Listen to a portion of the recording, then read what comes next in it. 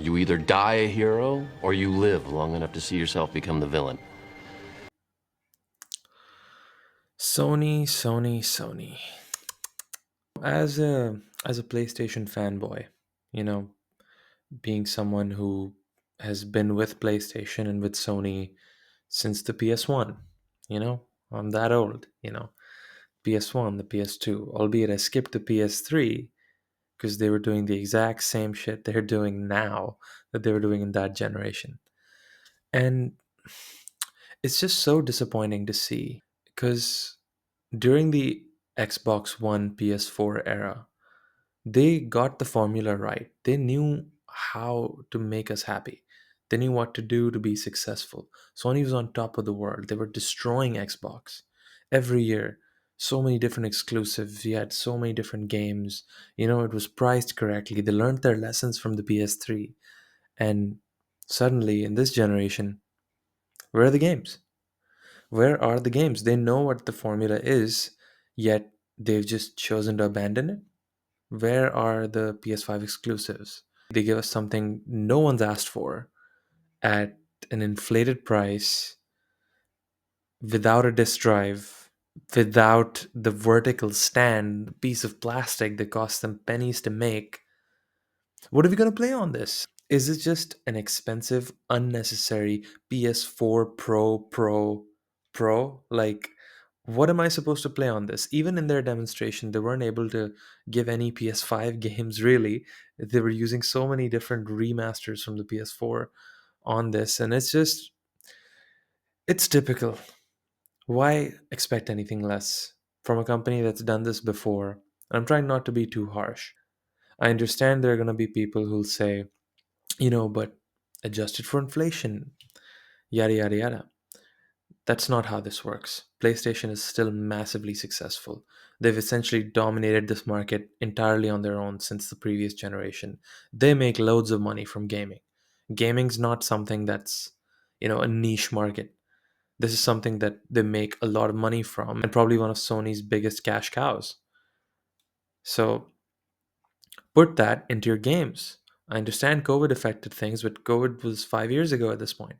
So, I don't understand this. Who asked for this? This generation's barely started, and this pricing really pissed me off. As someone who lives in the UK, it's not even $700 here.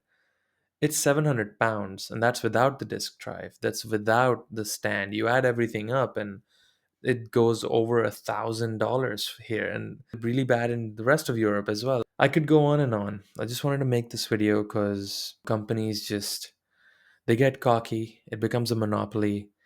They think, okay, it's just us now. Who are we competing with, really? They don't really see Nintendo as a competitor. Xbox has essentially tapped out. They're like, software is our future. So they're not going to come out with a pro Xbox, I don't think. And, the same argument goes there. What are we going to play on it? Just older Game Pass games? Like, who asked for this? Really? And if you're spending your money on a $700 machine without a disk drive, without a stand, you are being manipulated by the very worst of what capitalism can do in a society. And I just wanted to make a short one here because, it really pisses me off because ultimately I can't tell any difference. Even if I could, even if there was a marketable difference between the games from the base PS5 versus the PS5 Pro, I'd still be upset at this egregious pricing, at this, just the fact that they even had to put the stand not available in every single ad that they're putting on. You could have just taken that on the chin for what you're charging here, and just, instead of putting it in all of your marketing, it's right there. You knew people would target that. You knew people wouldn't be happy with this pricing. You've known this since the PS3 era, yet we're going back and making those same mistakes over and over again. I just don't get it. All right, PS5 Pro aside, what is Sony really doing in this generation? Like, there were probably 99 paths that they could have taken to success, and like one path that they could have taken for what's essentially happening now. Even outside of not having any games, right? Not really having the same level of, good high quality AAA exclusives coming out, few times a year. We don't really have that this generation. But Besides that as well, look at what they're doing with the games that are coming out. Like the whole Concord situation. Like, it's another case of who asked for this? Do you forget your entire audience? It's not like you haven't done this. In fact, you've done this more than most companies. You know that your strength lies in tight single player narrative driven action adventure games, and it doesn't necessarily have to be something you shoehorn yourself into, but you still know your audience. You know what the PlayStation audience likes, you know what we want. You have all the analytics from the previous generation where you reign supreme. Yet you make things like Concord, which nobody was interested in. You wanted this to be your next big thing, live service, and just such an anti Sony approach. It just baffles me, if I'm being honest, because what did you expect was going to happen? It doesn't take an expert to know that the way Concord just crashed and burned right after launch, and then you just recalled it in 2 weeks, it's unprecedented. But I hope that we can do the same thing with the PS5 Pro.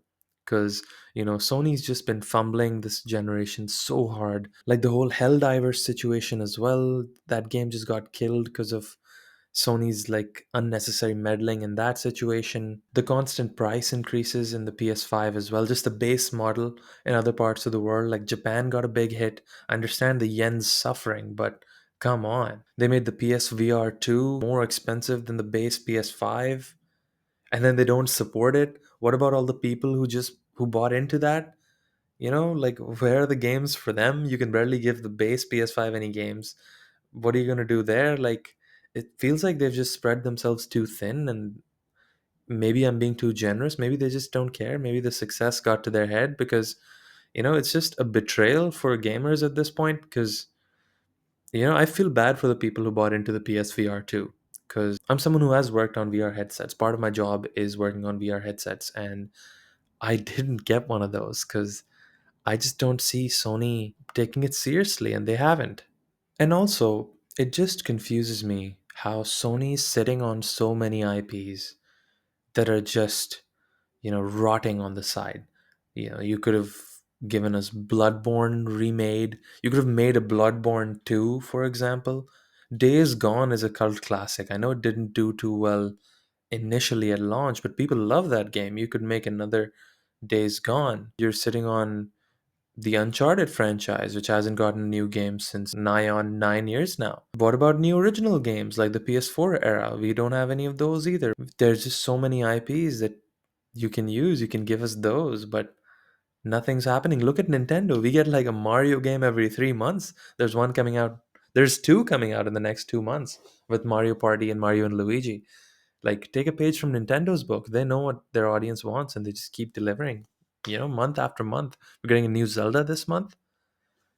I'm sold. I'm converted. I'm going to be playing way more Nintendo Switch games, which is an archaic fossil of a console at this point that can barely run 30 FPS. But it's got the games. Software is what matters, and Sony seems to have forgotten that.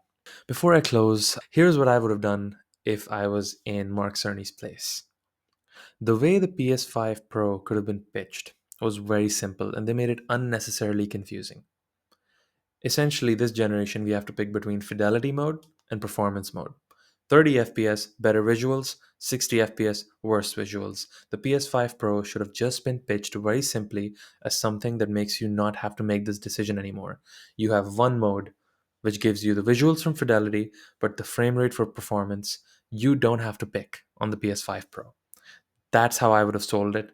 They didn't do that. What they did was something way more confusing. I still don't understand what this machine does. The way they explained it was essentially, if you pick fidelity mode, you're going to get double the frame rate with similar visuals of fidelity mode. So, does that mean we're going to get the same visuals with 60 FPS? Because 30 FPS is what it's at now.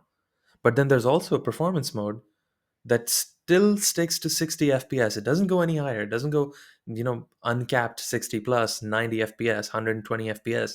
It doesn't do any of those things.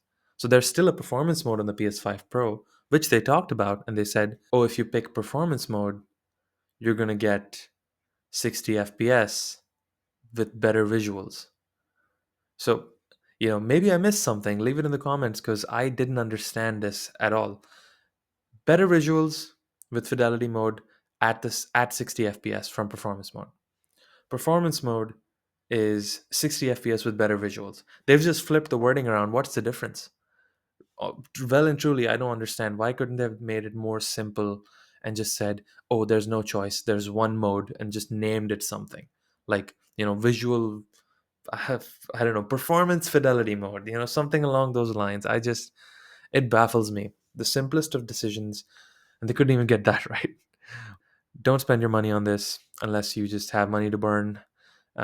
You could, just buy a component for your PC if you have one. You could buy more games and save money, or just wait for the Switch 2, which is most likely going to be way, way cheaper than this, I hope, because I'm then going to have to make a video about Nintendo, which I really don't want to do. So just keep that money for something that gives you more value. Because seeing a tree zoomed in 5 times with a little bit better shading is not worth $700. That's about it. So I'll see you in the next one. See ya.